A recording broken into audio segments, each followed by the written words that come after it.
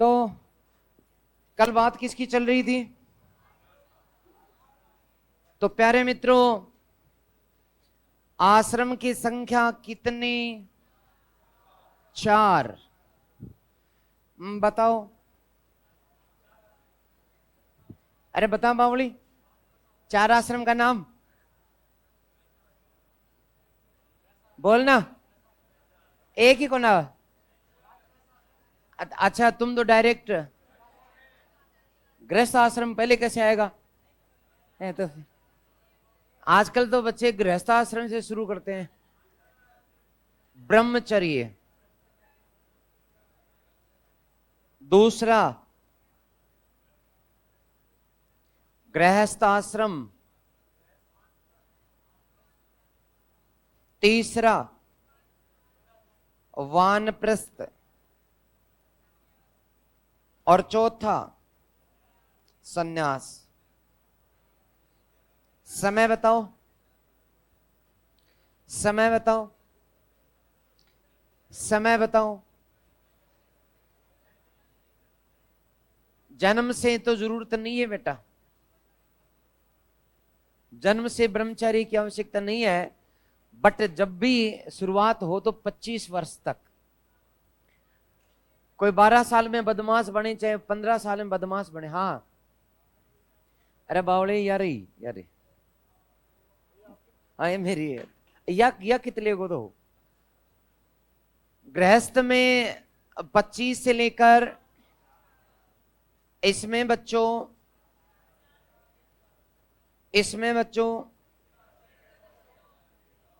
75 से 100। तो इसमें कुछ भी खास बताने की चीज नहीं है, बट कुछ है। इसका संबंध जो है वो किन से है? इन आश्रम का संबंध जो है वो है दोस्तों पुरुषार्थ से। ये क्वेश्चन आपके आरएस प्री में पूछा गया था, किस आश्रम में कौन सा पुरुषार्थ? तो 4 पुरुषार्थ बता। पहला धर्म, दूसरा अर्थ, तीसरा काम, और चौथा मोक्ष। ओके, क्या क्या अर्थ है? धर्म का अर्थ क्या है? अर्थ ही तो जानना है, जो हमें नहीं आता। धर्म कर्म करती है बावली कि नहीं करती? धर्म का अर्थ क्या है? तुझे तो ये भी नहीं पता है, तो बता। नहीं पता, धर्म नहीं करती या बदमाश। मैडम आप तो धर्म करते हो। नहीं, आप बताओ धर्म क्या है? धर्म क्या है? धर्म क्या है? धर्म क्या है? नहीं पता, नहीं पता। कोई भी बता दो धर्म क्या है। शाबाश, नहीं बता। याद रखो, तुम जो बता रहे हो, ईश्वर की पूजा करना, ईश्वर में विश्वास रखना, अगरबत्ती दिखाना, लोटा डोलना, यह धर्म है क्या? बिल्कुल नहीं है, बिल्कुल नहीं। तो फिर क्या धर्म रिलीजन है? क्या धर्म रिलीजन है? नहीं, नहीं है। क्योंकि किसी भी, जैसे हिंदू धर्म की बात है तो यहां धर्म नहीं, हिंदू एक रिलीजन है, हिंदू एक पंथ है, एक रास्ता। मुस्लिम एक रास्ता है, एक रिलीजन है। हमारा धर्म जो है वो धर्म स्व कर्तव्य पालन है। तो ये चूंकि मेंस में भी ये क्वेश्चंस आते हैं, आपकी इथिक्स है, इथिक्स आरएस मेंस में इथिक्स, और वो इथिक्स यही है जो अपन पढ़ रहे हैं। तो उसमें बस धर्म को 4 पेज में बता दिया गया, और सारांश में आपको बता ही रहा हूं यहां पे। धर्म का मतलब है दोस्तों स्व कर्तव्य पालन, स्व कर्तव्य, स्व कर्तव्य पालन, अपना जो कार्य है उसको पूरा करना। जैसे मेरा धर्म शिक्षक धर्म है, तुम्हारा धर्म कौन सा है? विद्यार्थी धर्म। एक बाप का अपना पितृ धर्म होता है, एक बच्चे का अपना धर्म होता है, बेटी का अपना धर्म होता है, बेटे का अपना धर्म होता है। अपने माता पिता के प्रति जो कर्तव्य होते हैं उसे धर्म कहते हैं। धर्मराज युधिष्ठिर नाम सुना? उन्हें धर्मराज इसलिए नहीं कहा जाता था कि वो दिन भर अगरबत्ती लेकर के मूर्ति के सामने बैठे रहते थे ना। उन्हें धर्मराज क्यों कहा गया? क्योंकि उन्होंने जिस दायित्व को हाथ में लिया उसे वो पीछे नहीं डिगे, कभी असत्य नहीं बोला, अपने दायित्व से पीछे नहीं हटे, अपने वचन से नहीं मुकरे, इसलिए उन्हें अपने स्वयं के जो कर्तव्य थे उनका पालन करने वाला बताया गया, स्व कर्तव्य पालन। इसीलिए हमारे संविधान की प्रस्तावना में 42वें संशोधन में एक शब्द डाला गया था, धर्मनिरपेक्षता नहीं, पंथ निरपेक्षता। यदि वहां तुम लोग धर्मनिरपेक्षता बता दोगे तो यह सत्यानाश हो जाएगा। धर्मनिरपेक्षता शब्द नहीं डाला गया। शब्द कौन सा है? पंथ निरपेक्षता। पंथ का मतलब रिलीजन है। इसलिए संविधान की प्रस्तावना में धर्मनिरपेक्ष शब्द के स्थान पर क्या डाला गया? क्योंकि भारत में जो धर्म है, धर्म स्व कर्तव्य पालन से संबंधित है। और यदि मान लो हम धर्मनिरपेक्ष डाल देती तो उसका अर्थ क्या होता? अपने कर्तव्य के पालना छोड़ दो, निरपेक्ष हो जाओ, यानी सारे अपने अपने कर्तव्य जो है छोड़ दो, तो ये बहुत उल्टा हो जाता। इसलिए हमारे संविधान में एक बार तो ये भी प्रश्न आ गया, संविधान में धर्मनिरपेक्षता के स्थान पर पंथ निरपेक्षता शब्द का इस्तेमाल किया गया। क्योंकि तो ये क्वेश्चन था, 4 ऑप्शन थे इसमें। क्योंकि धर्म का अर्थ स्व कर्तव्य पालन है, कोई रिलीजन नहीं है, पंथ नहीं है। ओके, तो धर्म का मतलब हो गया स्व कर्तव्य पालन। अर्थ देखो जी, RS हो चाहे SI हो चाहे अदर एग्जाम ढंग के, उनमें हम लोग क्या पढ़ रहे हैं वो बहुत इंपॉर्टेंट है। उससे ज्यादा इंपॉर्टेंट है कि हम क्या समझ रहे हैं। ये जो चीजें आप लोग सुन रहे हैं, पता नहीं कौन सी क्वेश्चन के साथ कहां जुड़ करके आपको पूछी जाएगी। आप लोग अपना दिमाग को ब्रॉड कर रहे हो, अपना कॉन्सेप्ट पढ़ रहे हो, उन्हें समझने की कोशिश करो। क्योंकि ये जो चीजें हैं कौन सी क्वेश्चन के साथ कहां पर जाकर अटक जाएंगी, तो ध्यान से सुनते रहे। अर्थ का मतलब क्या है? तो अर्थ की है कि नहीं है? तो ये बता। अर्थ का मतलब यहां मीनिंग नहीं है, नो। पैसाड़ी, धनवाली, पैसे वैसे हैं कि नहीं बेटा? बता। अभी तो नहीं, आप बेरोजगार है ना, तो अभी तो कहां से है? तो अर्थ का मतलब फिर कोई अर्थ की नहीं है तो पैसे नहीं है। तो अर्थ का मतलब है वित्त। इसी अर्थ से शब्द कौन सा बना? अब तो पकड़ लिया तुमने। फिनेंशियल या फाइनेंशियल, क्या होगा सही? फाइनेंशियल गलत है, फिनेंशियल सही है, ठीक है ना? तो आर्थिक अर्थात जो वित्त से संबंधित जो कार्य, यानी कि धन कमाना। धन कमाना, काम का मतलब जी वासना, बिल्कुल ठीक है। काम का मतलब वासना, सेक्स। मोक्ष का मतलब छुट्टी, अर्थात जीवन चक्र से मुक्ति। जीवन से नहीं, सॉरी मैं गलत लिख गया, जीवन चक्र से मुक्ति, यानी कि जो जन्म मरण का चक्कर है उसे मुक्ति मिलना, ठीक है? तो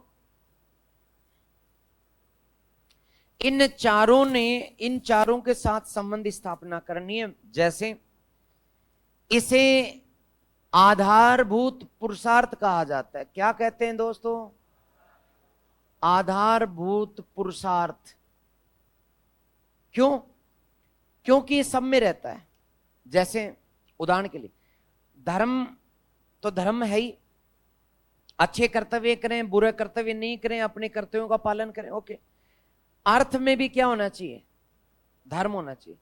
यानी कि आर्थिक गतिविधियां जैसे तू करती है, मान लो कि किसी की चैन ले लेती है, बंदूक दिखा करके लूट लेती है, डाका डालना, ये तरीका सही है क्या? नहीं है। धर्म पर आधारित आर्थिक गतिविधियां होनी चाहिए। इसलिए अर्थ में अपने आप क्या शामिल रहेगा? धर्म शामिल रहेगा। काम, सेक्सुअल एक्टिविटीज, ये भी धर्म पर आधारित होनी चाहिए, जो मान्यता प्राप्त, समाज से स्वीकृत और कर्तव्य से बंधे हुए। ऐसा नहीं कि निगाहें कहीं और, निशाने कहीं और। ये गलत है, ये गलत है। तो मत बजाओ रहे, मतलब माहौल खराब ही होता है, जैसे आनंद खत्म ही होता है बजाने स्टेबल, हाथ तालियां बजा लो।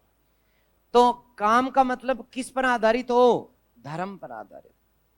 यानी अपनी जो जीवन संगनी या जिसको हम चुन रहे हैं, चुन लिया है, तो कर्तव्य अपना सद कर्तव्य पर आधारित ये होना चाहिए। चारवाक टाइप नहीं, चारवाक वाला सिद्धांत नहीं। मोक्ष ये भी किस पर आधारित होगा? धर्म। धर्म के रास्ते चलेंगे तभी क्या मिलेगा, वरना तो मोक्ष मिलना ही नहीं। यदि धर्म पर नहीं चलेंगे तो मोक्ष तो मिलना ही नहीं। इसलिए सभी पुरुषार्थों के मूल में क्या है? धर्म है। ये क्वेश्चन आ चुका है। कौन से पुरुषार्थ को मूल पुरुषार्थ, आधारभूत पुरुषार्थ कहते हैं, जिस पर अन्य पुरुषार्थ टिके हुए हैं?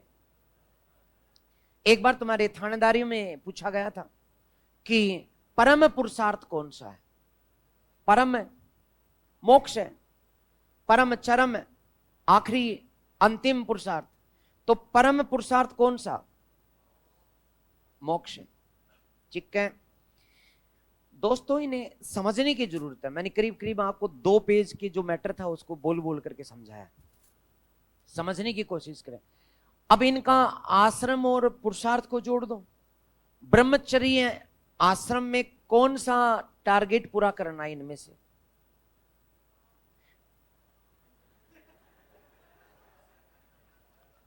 तो नहीं तेरे मन की बात कही तो इन्होंने अपने मन की बात कही, क्योंकि इनका परम पुरुषार्थ वही है, पढ़ना लिखना नहीं है।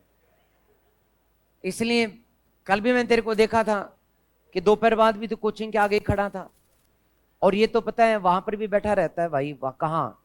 अपना जो फीस काटने वाला काउंटर है ना, वहां बैठा रहता है। जैसे ही इसके जिले के आसपास की कोई लड़की आती है, ये कहता मैं भी वहीं का हूं।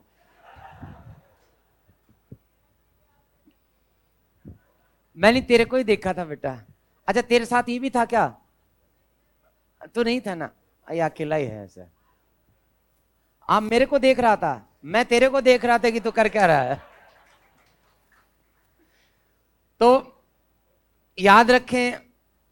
नहीं, एक दिन मैंने इसकी ये गतिविधि देखी थी, मतलब ये फटाक से उठ करके गया, जैसे इसने अपने जिले का नाम सुना, एक लड़के, मैं भी वहीं का हूं, बताओ कोई दिक्कत हो तो मुझे बता देना, मेरे नंबर ले लो। मतलब जबर वो उसने कहा कि नहीं मैं नहीं लूंगी। अरे प्लीज ले लो ना। कैसे चिपकू लोगे? खैर कोई ना। ब्रह्मचर्य में दोस्तों कौन सा रहेगा? तो इसका पुरुषार्थ धर्म है। गृहस्थ आश्रम में कौन कौन से रहेंगे? धर्म भी रहेगा, क्योंकि हमें अपने पितरों को, श्राद्ध चल रहे हैं, श्राद्ध भी करने हैं, अपने को दान भी देना होता है, यज्ञ भी कराना होता है, संतान उत्पन्न भी होगी और पैसे भी कमाने होंगे। तो गृहस्थ आश्रम में कौन कौन से? धर्म, अर्थ और काम, तीनों की पूर्ति इसमें होगी। इसलिए गृहस्थ आश्रम को सभी आश्रमों में सबसे महत्वपूर्ण माना जाता है, या सभी आश्रम में महत्वपूर्ण इसको मानते हैं, क्योंकि ये सभी पुरुषार्थों की प्राप्ति इसी में जाकर के होती है। वानप्रस्थ इसमें कौन कौन से रहेंगे? धर्म। और सन्यास में धर्म के साथ साथ क्या जुड़ जाएगा? मोक्ष। ये दोनों का टारगेट हो जाएगा। तो ये रिलेशन जोड़ करके पूछते हैं, जैसे बना करके कि सही सुमेलित है तो कै ख ग घ, तो उसमें जोड़ करके ए ऑप्शन है, उसमें एक, इस तरह से 2 3 4, इस प्रकार से क्वेश्चन पूछते हैं कौन कौन सा किस किस के साथ जुड़ा हुआ है। तो फटाफट उतार दो इनको। ये रिलेशन जरूर याद रखना आश्रम और पुरुषार्थ में। फटाफट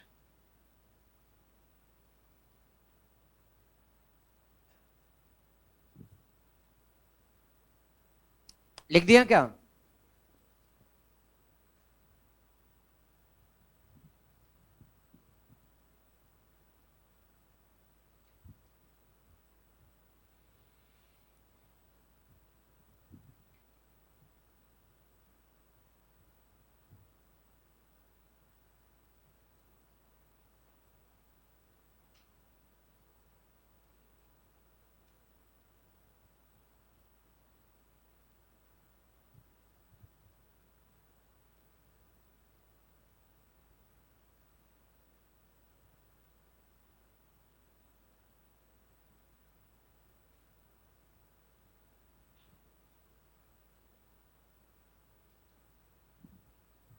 लिख दिया क्या? ओके। तो परिवार की बात अपनी कंप्लीट हो गई, विवाह की बात करेंगे।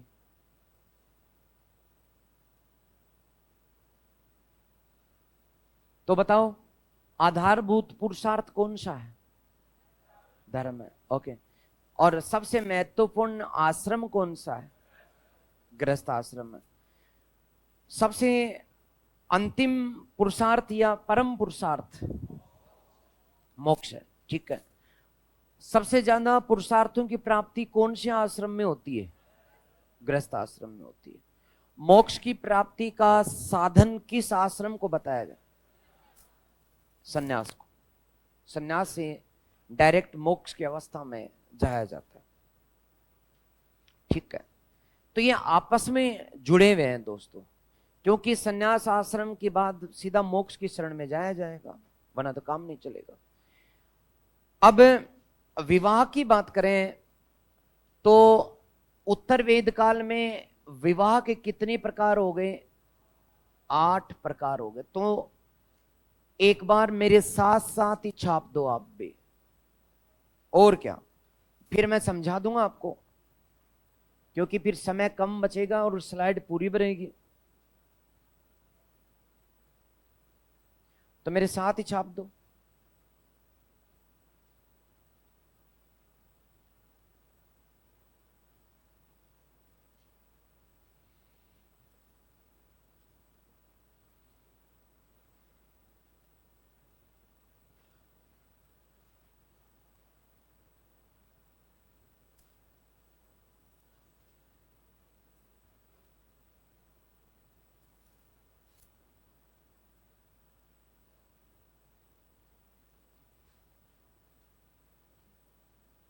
आठ प्रकार।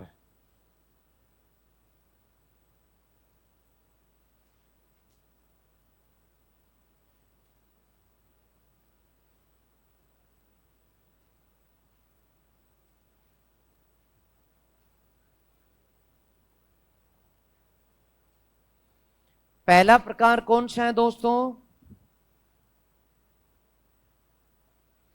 पहला विवाह के प्रकार 4 प्रकार अच्छे वाले। तो सबसे पहले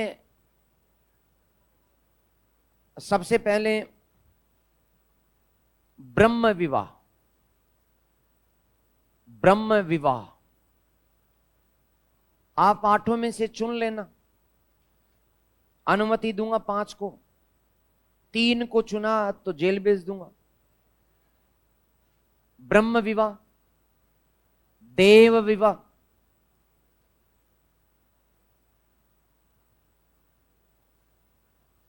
प्रजापत्य विवाह, प्रजापत्य विवाह, आर्ष विवाह,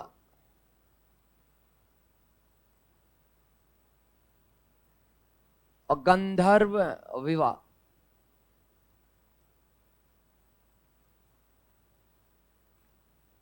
असुर विवाह,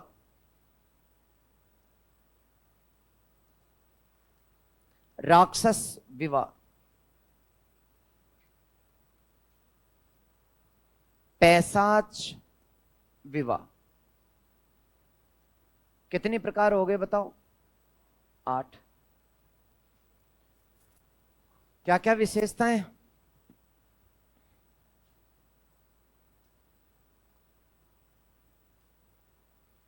तो विशेषताएं क्या क्या है? कन्या का पिता, कन्या का पिता वेदज्ञ कौमा योग्य वर के साथ वस्त्राभूषण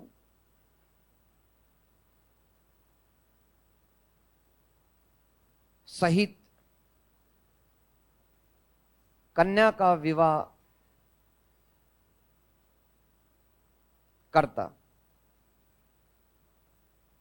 तो ये तो सबसे प्रचलित है। दूसरा, यज्ञ संपन्न करवाने वाले वर के साथ कन्या का विवाह है। प्रजापत्य,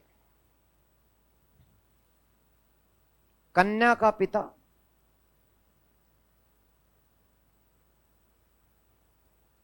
योग्य वर ढूंढ कर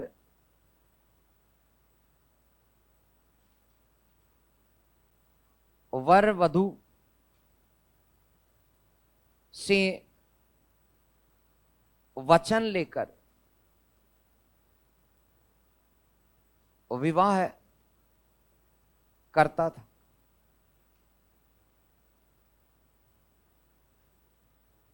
आर्ष विवाह, कन्या के पिता को या कन्या का पिता को एक जोड़ी गाय बैल देकर कन्या से विवाह किया जाता था। गंधर्व विवाह अर्थात प्रेम विवाह।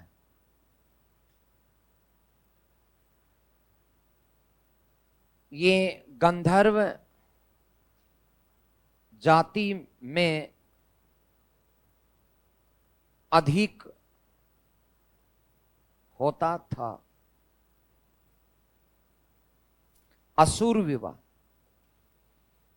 कन्या के पिता को कन्या का शुल्क या मूल्य देकर या कन्या खरीद कर विवाह। राक्षस विवाह, अपहरण के बाद विवाह। महाभारत में इसे छात्र धर्म, क्षत्रिय का धर्म कहा गया। लास्ट का, सोती कन्या या मद्य या शराब पिलाकर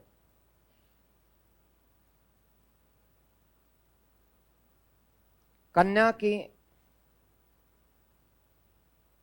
शरीर पर नियंत्रण कर विवाह करना, यह सबसे निम्न कोटि का विवाह।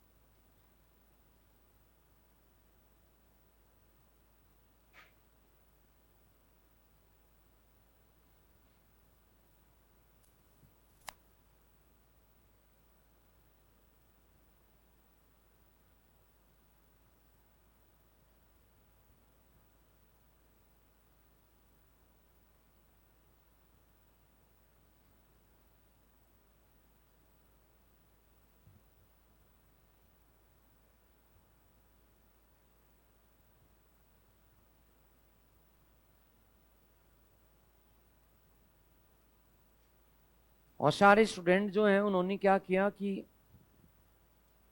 पेज को आड़ा कर लिया और पूरा लिख दिया, और जो बावड़े हैं उन्होंने मेरी तरह समेटने की कोशिश की, बस में आ नहीं रहा उनके, अब खिचड़ी पक रही है।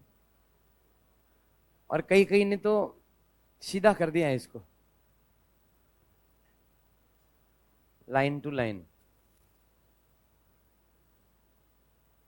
तो नहीं हिम्मत नहीं आ रही है, इसलिए जीत गई।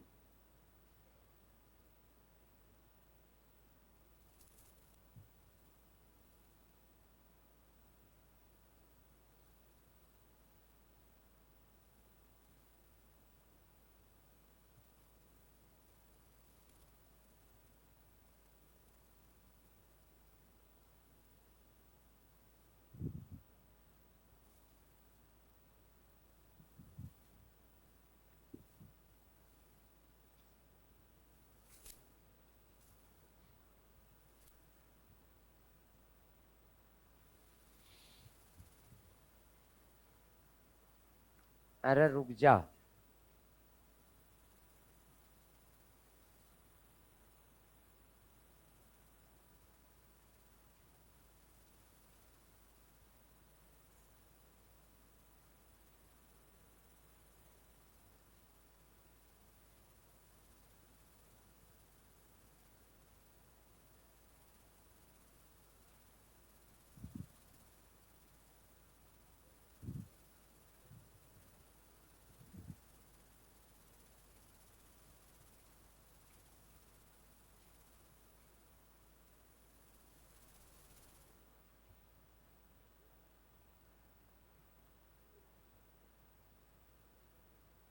तो मैं उम्मीद करूं कि नहीं करूं।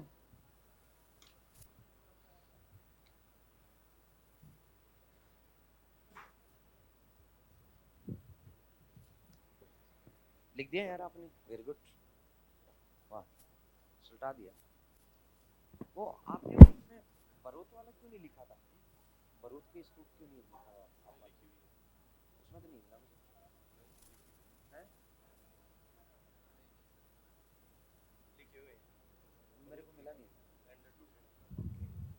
अभी जाते से मिलना मेरे से, हैं? सभ्यताएं अभी करा दो ना साथ, मॉडर्न के बारे में, ठीक है।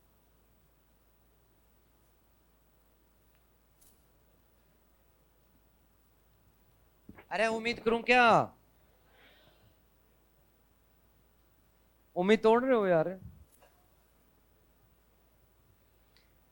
तो चार को सामाजिक मान्यता थी शुरू के, चार को लोग समाज के पसंद नहीं करते थे, आज भी नहीं करते, नहीं करते, आज भी समाज के लोग चार को पसंद नहीं करते।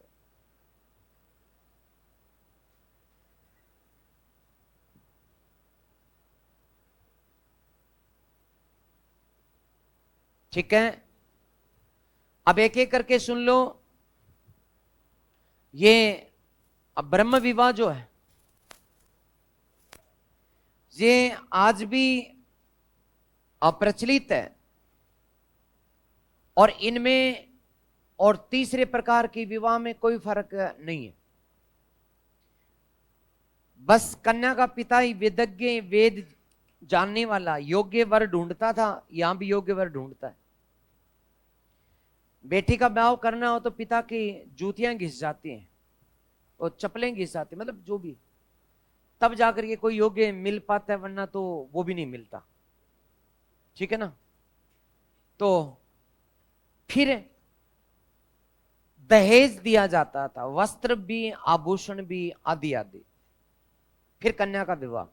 फर्क क्या है इसमें? वर वधु से वचन लिए जाते थे, जैसे आजकल लेते हैं कि वधु वर से, वर वधु से, और पिता दोनों से, कि आज के बाद तुम सुख से रहोगे, आपस में हर बात को शेयर करोगे, छुपम छुपी का खेल नहीं खेलोगे कि वो उसे छुपा रहा है वो उसे छुपा रहा है। तो ये वचन आज भी लेने होते हैं। इसमें क्या शर्त होती थी? कि यज्ञ का आयोजन पिता कर देता था, और जो भी सफलता के साथ जो वर यज्ञ संपन्न कराता उसी के साथ ब्याह करते थे। आज भी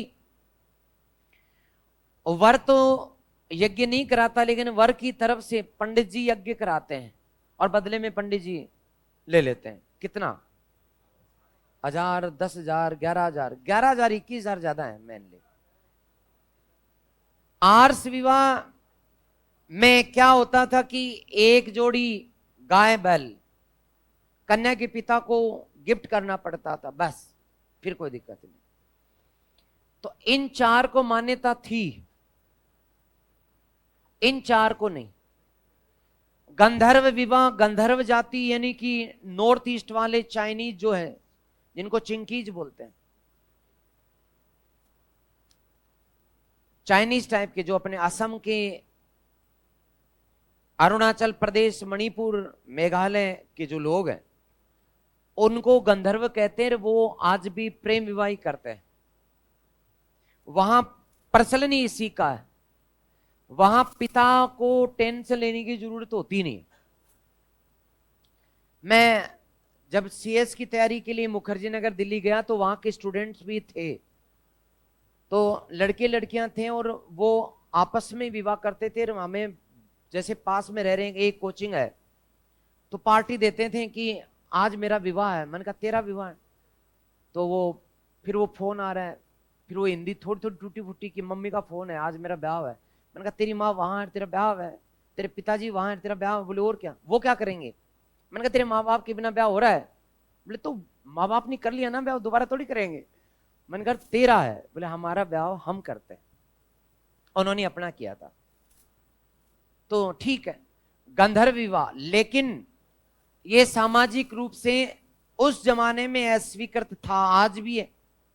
आज कानून तुम्हें 5 प्रकार के विवाहों को मान्यता देता है, 5 को, गंधर्व को भी देता है। कानून दे रहा है कि तुम अपनी मर्जी से लव मैरिज कर सकते हो, कानून कहता है। बट लोग कर पाते हैं क्या? किसका डर है? समाज का, परिवार का। इसलिए ये सामाजिक रूप से अस्वीकृत है। और असुर विवाह का मतलब कन्या को खरीदना, जैसे कि आजकल हमारे शेखावाटी में हो रहा है। जो नौकरी नहीं लगते उनके लिए फिर कन्याएं खरीदी जाती हैं कहीं कहीं से। तो इसलिए असुर विवाह यानी कन्या का मूल्य चुकाना 20 लाख, 25 लाख, 30 लाख, इस हिसाब से 50 लाख भी डिपेंड। नहीं, ज्यादा नहीं है, ज्यादा नहीं है अजी, ज्यादा नहीं है मैडम, इतना लगता ही है। 50-50 तक वो डिपेंड करता है कन्या की क्वालिफिकेशन क्या है, समझ रहे हो ना। मान लो कि कन्या जो है वो ग्रेजुएट है, देखने में सुंदर है, उम्र 20-25 साल की है, तो 50 लगेंगे। और कन्या खुद ही 35 की है तो 10 में भी कम हो जाएगा। अरे छोड़ो, मैंने तुम्हें कहा था कि ये पीटना बंद कर दो। अगला राक्षस विवाह यानी अपहरण, जबरन उठा ले जाना। महाभारत में आप लोग पढ़ते हैं कि जब भीष्म पितामह को खुद को ब्याह करना नहीं था, अपने 2 भाइयों का विचित्रवीर्य चित्रवीर्य के ब्याह के लिए वो 3 लड़कियां उठा ले गया। उनमें से एक लड़की अंबालिका, और कौन सी थी एक, जो भी याद नहीं आ रहा। तो वो लड़की जो थी, उसके 2 का ब्याह तो भाइयों से कर दिया, तीसरी को कहा तू जा। अब बोले मैं जाऊं कहां, मेरे साथ तू कर ब्याह। बोले मैं तो भीष्म पितामह हूं, मैं नहीं करूंगा। तो उसने कहा कि मैं बर्बाद होगी क्योंकि तू उठा लाया, मैं बदनाम होगी, अब मैं पीछे लौट नहीं सकती, तू ब्याह करनी है ना, मेरी जिंदगी खराब कर दी और आत्महत्या कर रही हूं, और तेरे को भी मैं जिंदा नहीं रहने दूंगी। शिखंडी के रूप में पैदा हुआ था। तो इस प्रकार से, लेकिन राक्षस विवाह को महाभारत में श्रेष्ठ विवाह कहा गया है, उठा क्षत्रिय विवाह कहा गया है। कि वो क्षत्रिय क्या, जो अपनी पसंद को उठाने ले जाए। महाभारत की बात है। अरे रुको, याद हो तो श्री कृष्ण की बहन थी सुभद्रा, अर्जुन जो था वो पसंद करता था, श्री कृष्ण ने कहा था ले जा। बाद में बलराम को गुस्सा आया, वो चल पड़ा। श्री कृष्ण ने समझाया कि जान देना, ब्याह तो करना ही तो, पसंद से कर लिया, अच्छी बात। इसी तरह से पैशाच विवाह, ये सबसे गंदा, घटिया और निम्न स्तर का, निम्न कोटि का माना गया है। अर्थात सोती कन्या को शराब पिलाकर या सोती कन्या के शरीर पर नियंत्रण करके उसे जबरन विवाह करना, तो ये किस सबसे निम्न कोटि का, कौन सा? पैशाच विवाह। आज कितनी को कानूनी मान्यता प्राप्त है? 5 को। बट प्रचलित कितने हैं? 4। समाज से स्वीकृत कितनी है? 4। ठीक है, ओके। तो दोस्तों मिलेंगे कल, तब तक के लिए नमस्कार।